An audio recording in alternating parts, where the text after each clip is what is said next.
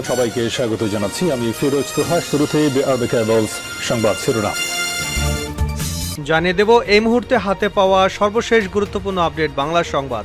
Iran Israel ফিলিস্তিনি ত্রিমুখী যুদ্ধ চলছে। শুরুতেই জানাবো জম্মু কাশ্মীরের সংঘর্ষে প্রাণ গেল ভারতীয় সেনার।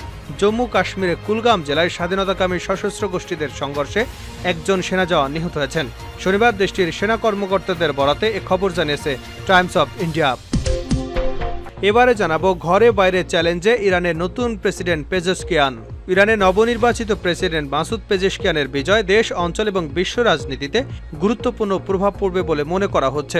একদিকে তিনি নিজ দেশের সব পক্ষের সঙ্গে বন্ধুত্বপূর্ণ সম্পর্ক গড়ার ঘোষণা দিয়েছেন, অন্যদিকে তার পশ্চিমের সঙ্গে সম্পর্ক স্থাপনের নীতি বাস্তবায়নেরও প্রত্যাশা ব্যক্ত করেছেন।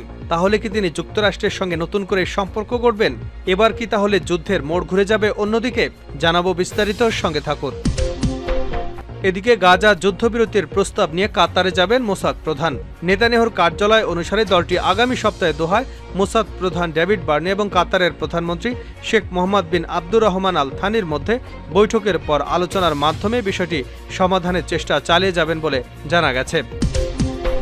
এবারে থাকছে ইসরায়েলি কর্মকর্তাদের বিরুদ্ধে নিষেধাজ্ঞা আরোপের আহ্বান সৌদির। ফিলিস্তিনের অবরুদ্ধ গাজা উপত্যকায় ইসরায়েল যে গণহত্যা এবং আগ্রাসন চালাচ্ছে সে বিষয়ে হুঁশিয়ারি উচ্চারণ করেছেন সৌদির পররাষ্ট্রমন্ত্রী প্রিন্স ফয়সাল বিন ফরহান আল সৌদ। এবং সর্বশেষ জানাবো ইউক্রেন যুদ্ধের অবসান চান পুতিন।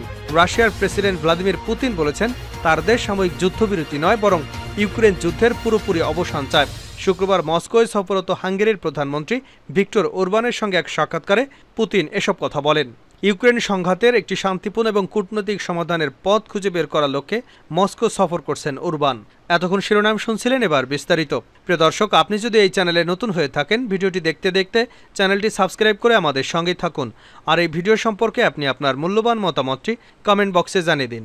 আর হ্যাঁ প্রিয় দর্শক, জানিয়ে দিন ভিডিওটি কোথা থেকে দেখছেন। জম্মু কাশ্মীরের সংঘর্ষে প্রাণ গেল ভারতীয় সেনার।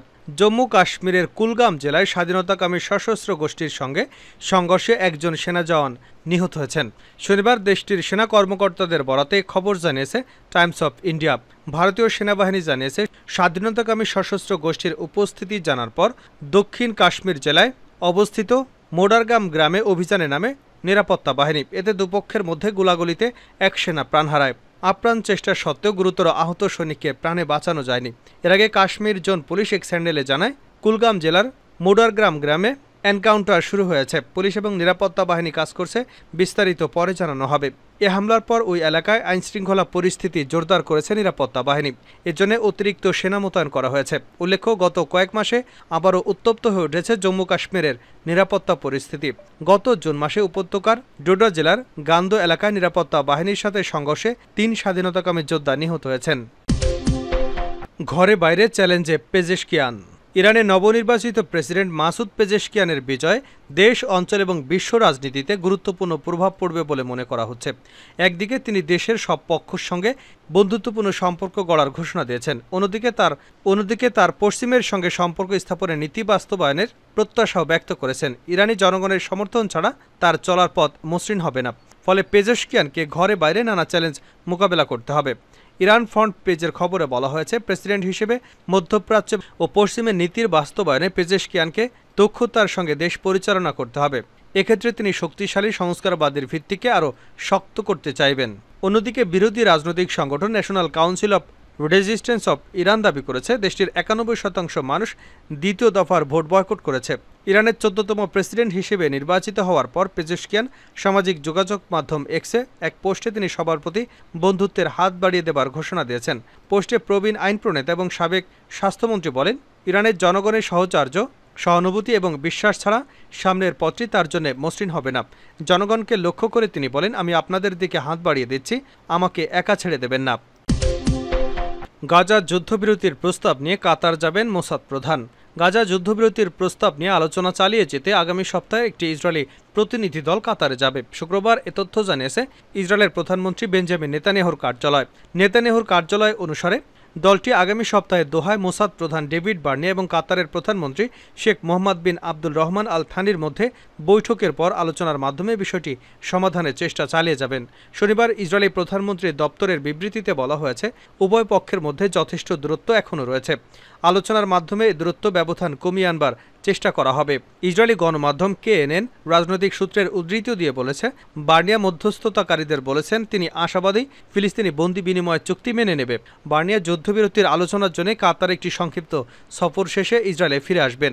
ইসরায়েলের মন্ত্রিসভার সদস্যরা ফিলিস্তিন বিরোধী অবস্থানে অনড় রয়েছে। হামাসের সঙ্গে কোনো চুক্তিতে পৌঁছলে সরকার পতনের হুমকি দিয়েছে তারা। মিশর, কাতার এবং মার্কিন যুক্তরাষ্ট্র কয়েক মাস ধরে যুদ্ধবিরতি এবং গাজায় অবশিষ্ট 120 জিম্মিকে মুক্তি দেওয়ার জন্য চেষ্টা করছে, কিন্তু তাদের সেই চেষ্টা ব্যর্থ হয়েছে। অবিলম্বে যুদ্ধবিরতির দাবিতে জাতিসংঘের নিরাপত্তা পরিষদে একটি প্রস্তাব প্রত্যাখ্যান করে ইসরায়েল। 2023 সালে 7 অক্টোবর ফিলিস্তিনি গোষ্ঠী হামাসের হামলার পর থেকে গাজায় ইসরায়েলের নৃশংস হামলা চলছে। ফিলিস্তিনি স্বাস্থ্য মন্ত্রণালয়ের মতে ওই হামলার পর থেকে 38,000-এরও বেশি ফিলিস্তিনি নিহত হয়েছেন, তাদের মধ্যে বেশিরভাগই নারী ও শিশু। এছাড়া ইসরায়েলের হামলায় 87,000-এরও বেশি মানুষ আহত হয়েছেন। ইসরায়েলি কর্মকর্তাদের বিরুদ্ধে নিষেধাজ্ঞা আরোপের আহ্বান সৌদির। ফিলিস্তিনের অবরুদ্ধ গাজা উপত্যকায় ইসরায়েল যে গণহত্যা এবং আগ্রাসন চালাচ্ছে সে বিষয়ে হুঁশিয়ারি উচ্চারণ করেছেন সৌদির পররাষ্ট্রমন্ত্রী প্রিন্স ফয়সাল বিন ফরহান আল সৌদ। তিনি বলেছেন, গাজার এই হত্যাযজ্ঞ দক্ষিণ লেবানন সহ পুরো মধ্যপ্রাচ্যের উপর প্রভাব ফেলেছে। গাজায় আন্তর্জাতিক মানবাধিকার আইন লঙ্ঘনের দায়ে তিনি ইসরায়েলি কর্মকর্তাদের বিরুদ্ধে নিষেধাজ্ঞা আরোপের আহ্বান জানিয়েছেন। সৌদি সংবাদ মাধ্যম আরব নিউজ এক প্রতিবেদনে এ তথ্য জানিয়েছে। প্রিন্স ফয়সাল বলেন, গাজা পরিস্থিতি শুধু তো ফিলিস্তিনি ইস্যুর উপর প্রভাব ফেলছে না, বরং পুরো মধ্যপ্রাচ্যের অঞ্চলে প্রভাব ফেলছে এবং ক্রমেই তা চলমান সংঘাত বাড়িয়ে তুলছে, যার ফলে আমরা দেখছি দক্ষিণ লেবাননে স্পেনের রাজধানী মাদ্রিদে ইউরোপীয় ইউনিয়নের আয়োজনে অনুষ্ঠিত এক আলোচনা সভায় সৌদি পররাষ্ট্রমন্ত্রী এসব কথা বলেন। সাম্প্রতিক দিনগুলোতে ইসরায়েলের সাথে লেবাননের ইসলামী প্রতিরোধ আন্দোলন হিজবুল্লাহর যোদ্ধাদের প্রতিনিয়ত সংঘর্ষ হচ্ছে। এছাড়া গাজা উপত্যকায় গত 9 মাসে ইসরায়েলের হামলায় 38,000-এরও বেশি ফিলিস্তিনি নিহত হয়েছেন, যাদের মধ্যে বেশিরভাগই নারী ও শিশু। খবরে বলা হয়েছে, সৌদি পররাষ্ট্রমন্ত্রী ইসরায়েলিদের এই বর্বর হামলার ব্যাপারে আন্তর্জাতিক সম্প্রদায় নিরাপত্তার কঠোর সমালোচনা করেছেন। ইউরোপের দেশগুলো ইসরায়েলের জবরদখল এবং হত্যাযজ্ঞের বিরুদ্ধে সমালোচনা করতে পারে। ইউক্রেন যুদ্ধের অবসান চান ভ্লাদিমির পুতিন। রাশিয়ার প্রেসিডেন্ট ভ্লাদিমির পুতিন বলেছেন, তার দেশ সাময়িক যুদ্ধবিরতি নয়, বরং ইউক্রেন যুদ্ধের পুরোপুরি অবসান চায়। শুক্রবার মস্কো সফররত হাঙ্গেরির প্রধানমন্ত্রী ভিক্টর ওরবানের সঙ্গে এক সাক্ষাতে পুতিন এসব কথা বলেন। ইউক্রেন সংঘাতে একটি শান্তিপূর্ণ কূটনৈতিক সমাধানের পথ খুঁজে বের করার লক্ষ্যে মস্কোয় সফর করেন ওরবান। হাঙ্গেরির প্রধানমন্ত্রীর সঙ্গে সাক্ষাতের পর এক যৌথ সংবাদ সম্মেলনে পুতিন অভিযোগ করে বলেন, ইউক্রেন সরকার সাময়িক যুদ্ধবিরতির সুযোগে নিজের ক্ষতি পুষিয়ে নতুন উদ্যমে আবার যুদ্ধ করবার পরিকল্পনা করছে, তবে রাশিয়ার চলমান যুদ্ধের পুরোপুরি অবসান চায়।